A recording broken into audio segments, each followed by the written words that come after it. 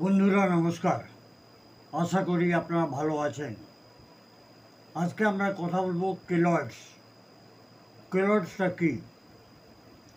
আপনার পুরো ঘায়ের উপরে দিন প্রতিদিন ওটা একটু বড় বড় হতে চলেছে।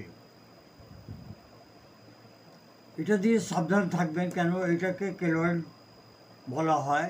এটা কেলয়েড হতে পারে, মানে ঠোস হতে পারে, ঠোস মানে ধীরে ধীরে বড় হবে।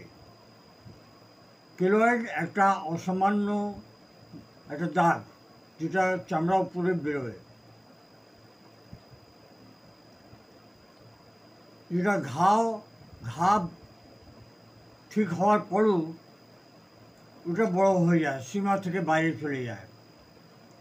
এর লক্ষণগুলো হচ্ছে মোটা হবে, খুব ঠোস হবে, টেপে যাবে না, এবং খুব চমক হবে, তার মধ্যে শাইনিং হবে, তার মধ্যে একটু চুলকানি হবে, জ্বালা হবে আর ব্যথা হবে। চেহারা কিংবা কান যদি দেখা যায় তাহলে এটা তো একটা অস্বস্তি বোধ হয়। এরকম হয় কেন? অ্যাকচুয়ালি এটা শরীরে কোলাজেন নামের একটা প্রোটিন, সেটা যতটা প্রয়োজন তার চেয়ে অনেক বেশি বেড়ে যায়। এই কারণে এটা কেলয়েডগুলো আমাদের শরীরে হয়, যেটা থেকে যে কোনো ঘায়ের উপরে উঁচু এবং টাইট একটা ঘায়ের মতন দেখা যায়। তা ঘা না, কিন্তু ঘায়ের মতন দেখা যায়। এর ঔষধি কী কী আছে? থিওসিনামিনাম 30% নেবেন। পুরনো কোনো ঘা থাকলে কিংবা দাগ থাকলে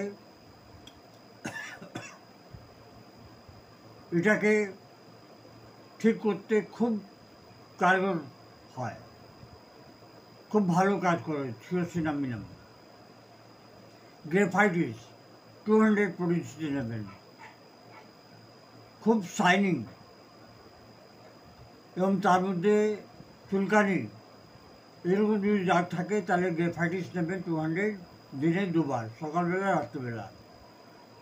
ক্যালকুলিয়ার ফ্লোরকে আপনি বায়োকেমিক পোটেন্সিতে নেবেন 6 পোটেন্সিতে। 4টে গুলি সকালবেলা, দুবেলা, রাত্রিবেলা উষ্ণ গরম জলে খাবেন। ক্যালকুলিয়ার ফ্লোরের যে কেলয়েডগুলো হয় ওটা হয় কঠোর, গাঁঠ হয়, তার মধ্যে ফুলে যায়, আর একটা মোটা স্কার ওইরকম একটু দেখতে হয়ে যায়। এরকম সমস্যার জন্য এই ওষুধগুলো খুব ভালো কাজ করে, without any type of side effect. এটাতে হোমিওপ্যাথিতে কোনো রকম সাইড এফেক্ট নেই।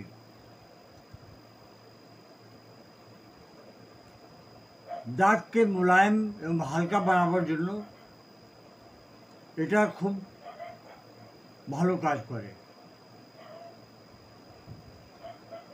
তাহলে এখন কোনো দাগ থেকে ভয় পাবেন না। হোমিওপ্যাথি ওষুধ খান, আপনার দাগ ভালো হয়ে যাবে। ধন্যবাদ। Long live homeopathy, long live animal.